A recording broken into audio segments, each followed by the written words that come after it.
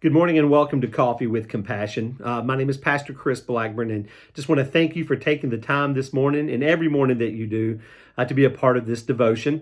If what is spoken here this morning blesses your heart, or you feel like it may be a blessing to somebody else, I would just encourage you to take a moment today and share it on your social media so that others can hear it and be blessed by it.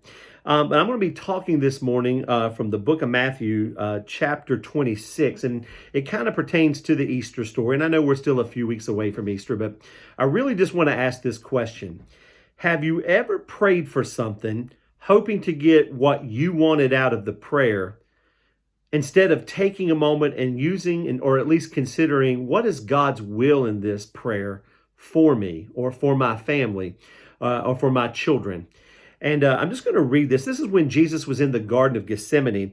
It said that Jesus went with his disciples to a place called Gethsemane, and he said to them, "Stay here while I go over and pray." And he took Peter and Zebedee's two sons with him, and he was beginning to feel a deep anguish. And then he said to them, "My anguish is so great that I feel as if I'm dying. Wait here and stay awake with me."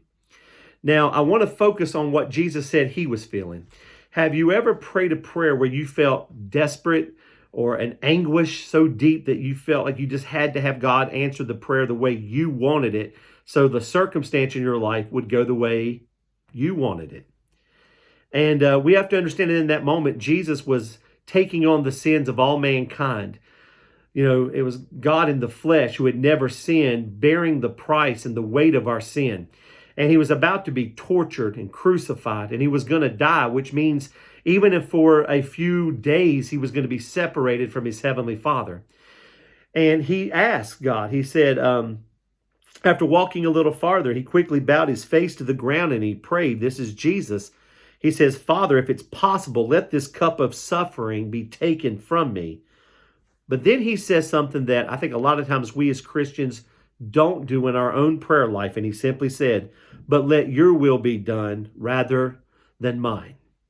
So as we kind of close this morning, I just want this to be your thought.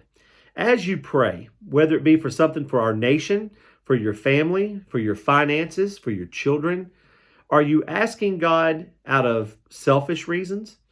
And you're saying, "Well, Pastor Chris, Jesus wasn't being selfish." I'm not saying that he was or he wasn't, but the word is very clear.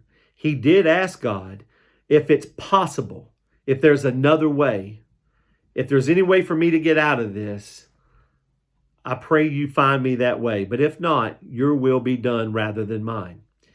So even so, Jesus teaches us that God's way is always going to be better than our way. So when you pray today or any day, as you pray, consider what is God's will in your prayer and in your plan. And are you willing to submit that to him? We know that Jesus did, because no matter what he went through, which was deep suffering and anguish and separation from God, he did God's will, and it changed all of mankind. Guys, I love you. You have a great day. I look forward to talking to you soon. Take care.